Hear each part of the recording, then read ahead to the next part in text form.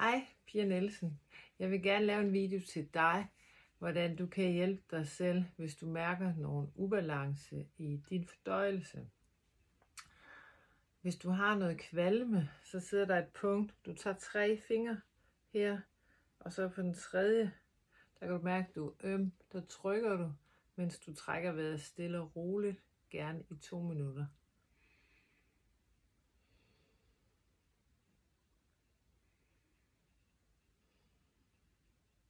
Jeg gør det ikke i videoen 2 minutter, fordi så bliver den for lang.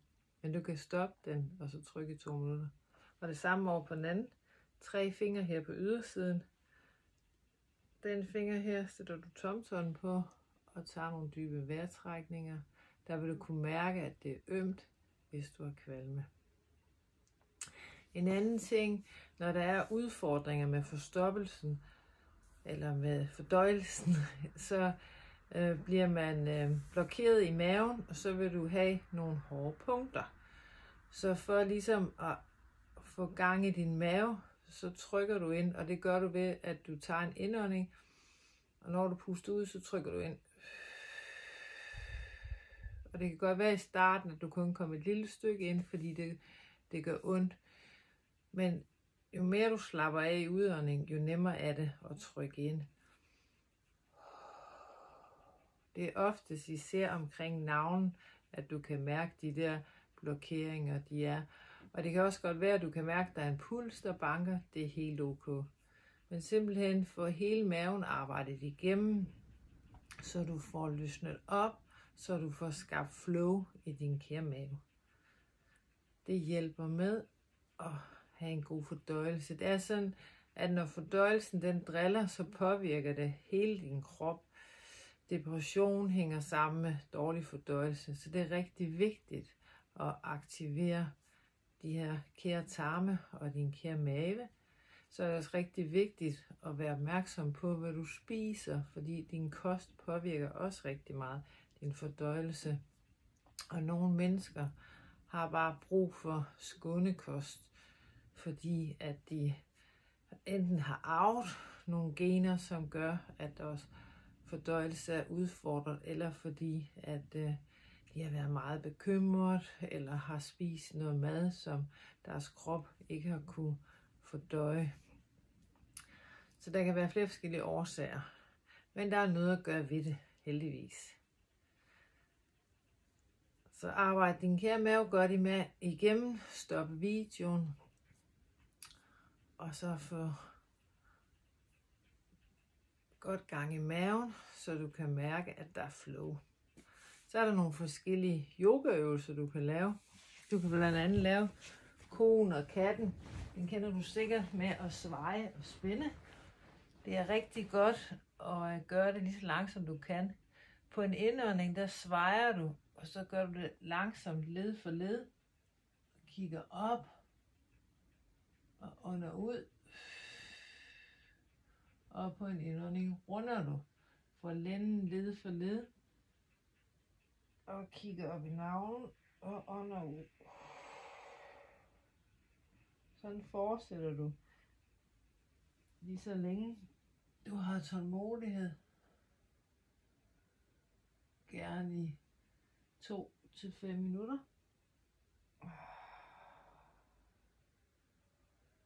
Indånding i bevægelse.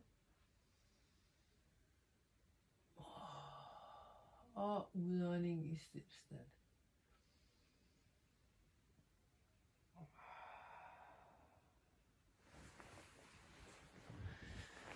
I ryggraden, der sidder også det centrale nervesystem.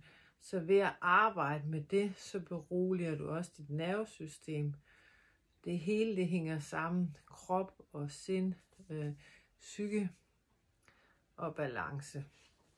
Så jo mere du er i balance med din krop, jo bedre har din fordøjelse det. En anden ting, der også er rigtig god, det er dybe vejrtrækninger, som påvirker det parasympatiske nervesystem og får kroppen til at slappe af. Og det er især på den lange udånding. Og det er rigtig godt at gøre det gennem næsen. Holde vejret. Og pust langsomt ud.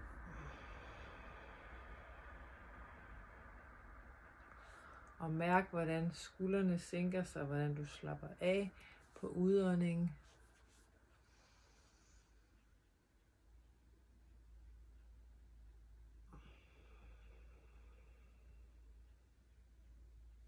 Når du laver indåndingen, må din mave gerne blive en stor ballon.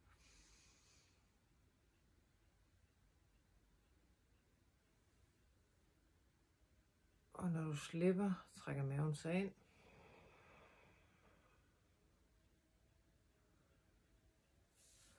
Det er rigtig godt at være bevidst om de her dybe vejrtrækninger og bruge dem hver dag og i den dagligdag.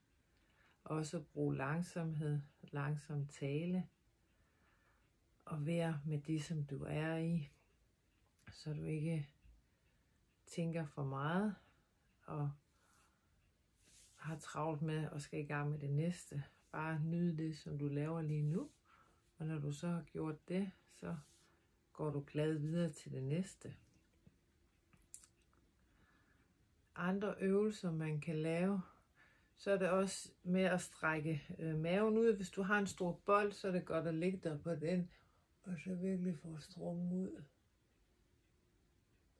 Har du ikke en bold, så kan du også læne dig bagover. Du kan eventuelt støtte på din lænd.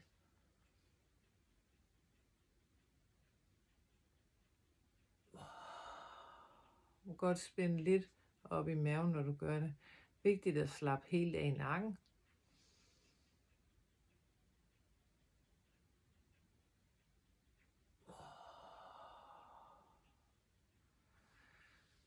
Lige så mange, som er behagelige for dig.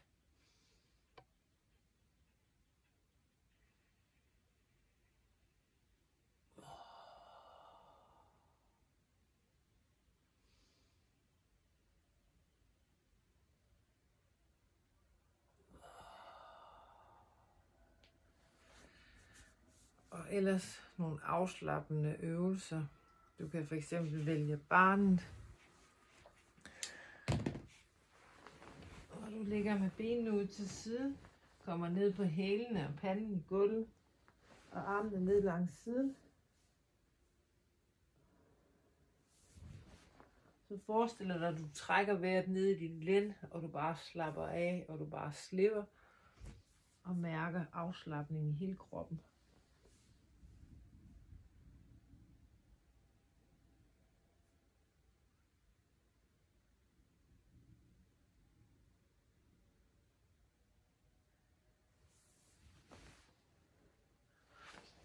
Det handler om at åbne op og slappe af og give slip og forløse. Jeg ønsker dig en dejlig dag og masser af ro og kærlighed og balance til dig og din skønne krop. Namaste.